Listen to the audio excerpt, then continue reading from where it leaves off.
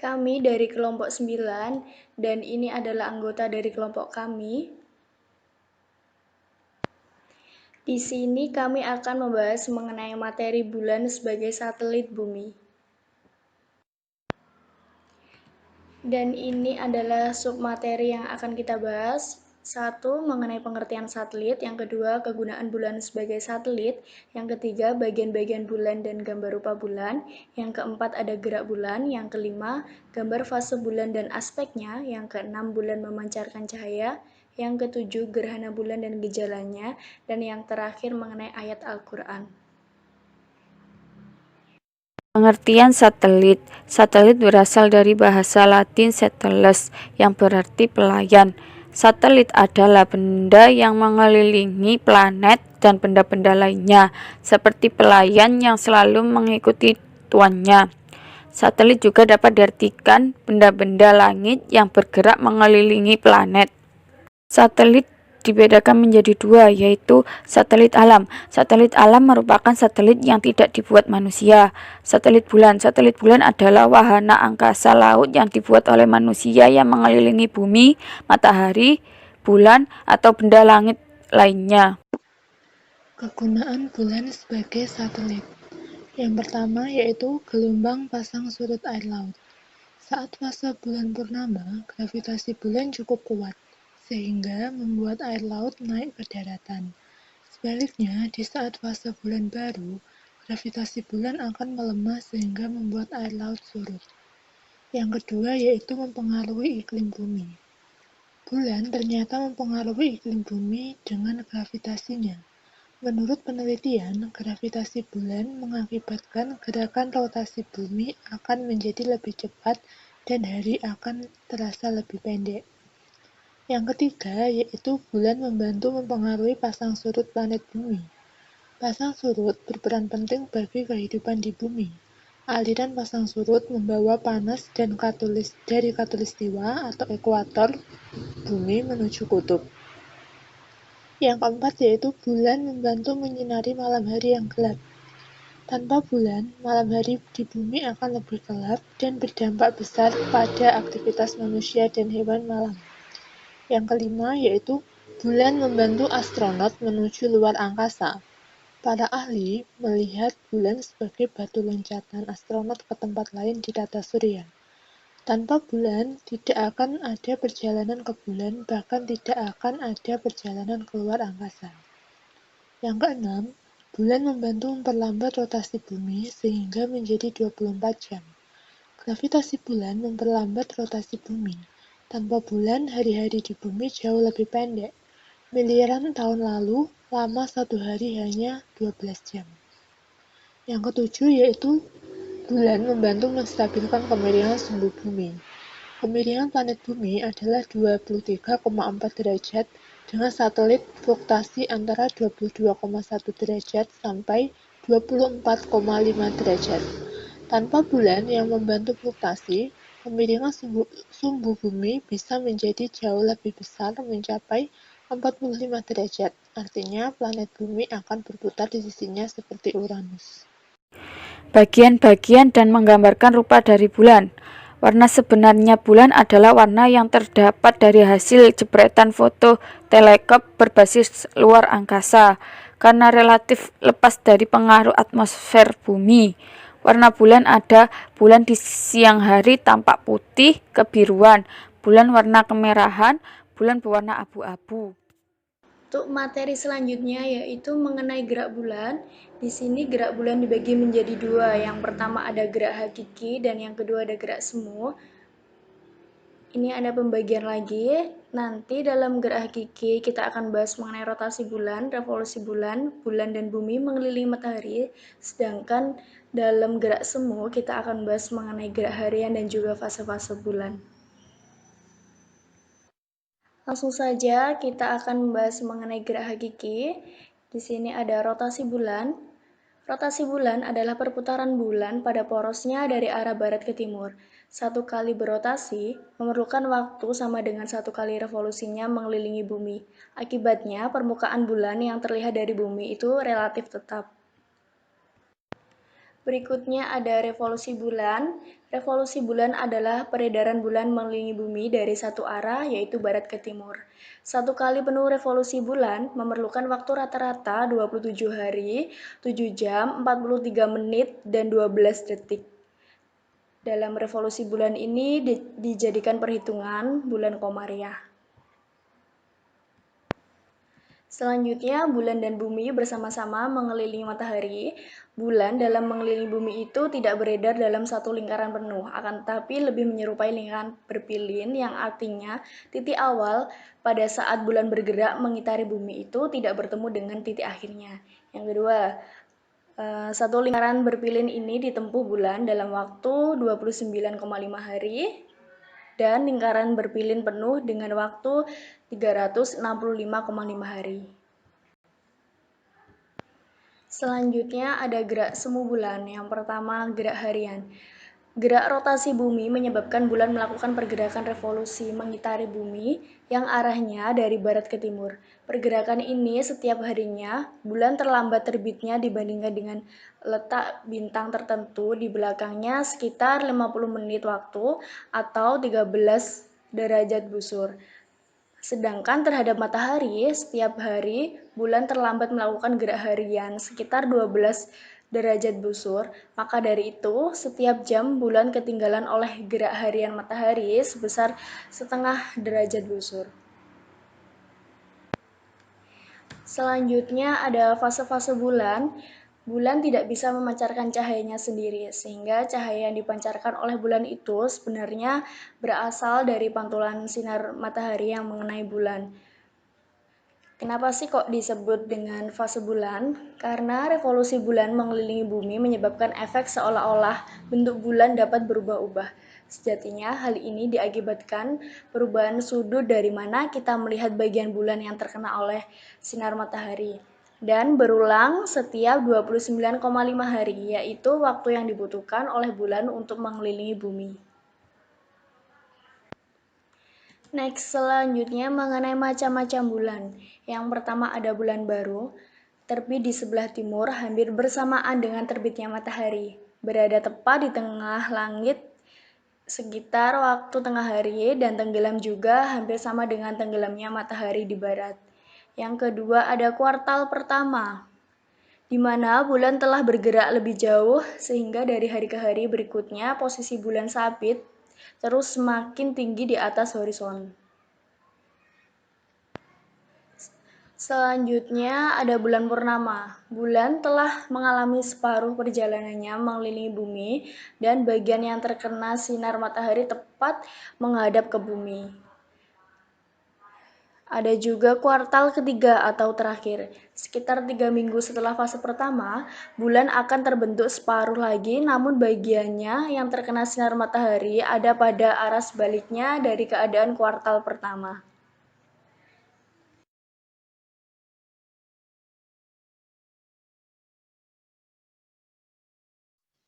Bismillahirrahmanirrahim. Di sini saya akan bahas tentang fase bulan. Bentuk bulan akan dipengaruhi oleh fase dari bulan itu sendiri. Bulan akan selalu berputar mengelilingi bumi atau disebut juga revolusi bulan. Fase-fase tersebut ada beberapa fase. Yang pertama, fase bulan baru. Fase bulan baru ini di mana bulan berada di tengah-tengah matahari dan bumi. Yang kedua yaitu fase bulan sabit awal. Itu fase ini bulan akan bergerak meninggalkan konjungsi atau titik tengah antara matahari dan bumi. Pada fase ini bagian bulan akan terkena cahaya matahari tidak sampai setengahnya. Yang ketiga yaitu fase paruh awal. Fase ini disebut juga dengan fase setengah bulan. Pada fase ini kita bisa melihat setengah bulan terang dan setengah bulan bayangan. Yang keempat, fase cembung awal. Fase cembung awal yaitu bulan berada sedikit di belakang bumi. Bulan berada sedikit di belakang bumi. Bagian yang terkena cahaya matahari adalah 3/4-nya. Yang kelima yaitu bulan purnama. Bulan purnama terjadi ketika matahari, bumi, dan bulan ada pada satu garis yang sama. Namun posisi bulan yang diterangi matahari menghadap bumi. Cahaya yang matahari yang seharusnya menyinari bulan tertutup oleh bumi yang ukurannya besar. Yang selanjutnya yaitu fase cembung akhir. Setelah melewati setengah perjalanan, fase bulan akan kembali ke awal, yaitu pergerakan bulan terus ke barat sehingga cahaya matahari sedikit tertutup oleh bumi. Yang selanjutnya yaitu fase paruh akhir. Fase paruh akhir di sini bulan sudah mencapai setengah putaran. Yang terakhir, fase bulan sabit akhir. Ini fase yang terakhir. Fase ini bulan akan kembali berbentuk sabit. Saat ini bulan hampir mengitari bumi sebanyak 1 putaran penuh.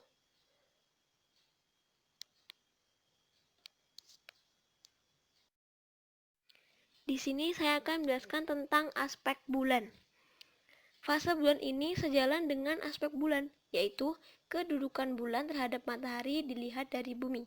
Aspek bulan yang mudah dilihat yaitu ada 4. Yang pertama, konjungsi, yaitu kedudukan bulan searah dengan matahari. Pada saat itu, bagian bulan menghadap ke bumi, ialah bagian yang sedang malam atau gelap, sehingga kita tidak akan melihat bulan bercahaya. Yang kedua yaitu oposisi. Oposisi yaitu kedudukan bulan berlawanan arah dengan matahari dilihat dari bumi. Pada saat itulah bulan tampak sebagai bulan purnama. Bulan terbit bersama dengan saat matahari terbenam dan terbenam pada waktu matahari terbit. 3. Kuarter. Kuarter yaitu pada saat bulan menempati kedudukan tegak lurus terhadap garis penghubung bumi dan matahari. Pada aspek kuarter, bulan memperhatikan fase perbani. Waktu itu hanya setengah bulan yang terang. Terjadi 2 kali kuarter bulan dalam sebulan. Yang pertama ketika bulan bertambah besar, dinamakan kuarter pertama, dan kuarter yang kedua ketika bulan bertambah kecil, 6 hari setelah purnama, disebut kuarter akhir. Yang keempat yaitu bulan purnama. Bulan purnama adalah terjadi ketika matahari, bumi, dan bulan ada pada satu garis lurus sama seperti saat fase bulan baru. Yang kelima yaitu gerhana. Bulan dan bumi merupakan benda yang tidak tembus cahaya, sehingga jika kita menyalakan cahaya ke benda yang tak tembus cahaya, maka di belakang benda tersebut terdapat 2 bayang-bayang kabur.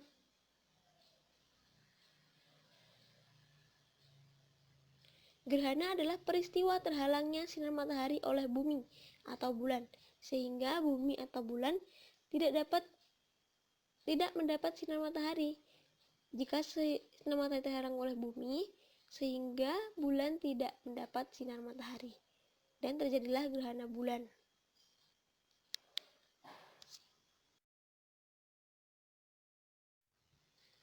Proses bulan bersinar di malam hari, bulan bukan termasuk bintang, sehingga tidak dapat bersinar dengan sendirinya. Bulan tersusun dari material yang mirip seperti bumi, yaitu lapisan batuan luar yang disebut mantel dan inti yang sebagian besar terbuat dari besi. Bulan yang bisa bersinar karena memantulkan cahaya matahari. Bulan memiliki warna abu-abu gelap dan permukaan bergelombang. Hal ini yang membuat bulan bisa memantulkan cahaya matahari pada malam hari. Bulan tidak dapat memancarkan cahaya sendiri.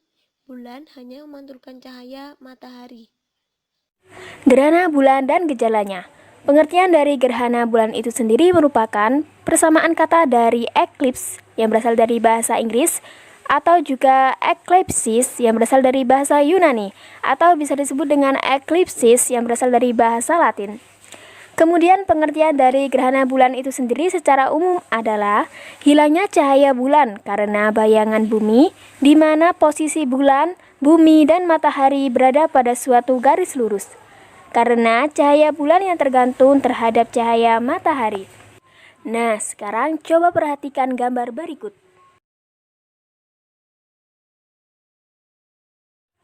Nah, dari gambar tersebut ada dua macam bayangan. Yang pertama yaitu umbrah, yang berarti bayangan inti. Kemudian yang kedua yaitu penumbrah, bayangan tambahan. Jika kita berada dalam umbrah sebuah benda, misalnya umbrah bulan, maka sumber cahaya, dalam hal ini matahari, akan tertutup keseluruhannya oleh benda tersebut. Sedangkan jika kita berada dalam penumbra, sebagian sumber cahaya masih akan terlihat. Namun demikian, saat gerhana bulan total, meski bulan berada dalam umbra bumi, bulan tidak sepenuhnya gelap total karena sebagian cahaya masih bisa sampai ke permukaan bulan. Nah, tersebut diakibatkan oleh efek refraksi atmosfer bumi. Kemudian selanjutnya yaitu mekanisme terjadinya gerhana bulan. Mula-mula, pertama bulan memasuki bayangan-bayangan bumi. Kemudian, karena matahari lebih besar daripada bumi, lalu muncul dua bayangan. Yang pertama yaitu ada bayangan umbrah, atau bisa disebut dengan bayangan inti yang sangat gelap. Kemudian selanjutnya yaitu ada penumbra, yaitu bayangan kabur. Nah, terdapat dua jenis gerhana bulan. Yang pertama ada gerhana bulan total, kemudian yang kedua yaitu gerhana bulan sebagian. Namun berdasarkan keadaan saat fase puncak gerhana bulan dapat dibedakan menjadi 4 macam gerhana. Yang pertama yaitu gerhana bulan total, yaitu pada posisi ini, keseluruhan bulan masuk ke dalam bayangan inti atau umbra bumi. Kemudian yang kedua yaitu gerhana bulan sebagian. Pada gerhana bulan ini, terjadi sebagian bulan saja yang masuk ke daerah umbra bumi. Dan sebagian lagi berada dalam bayangan penumbra bumi pada saat fase maksimumnya.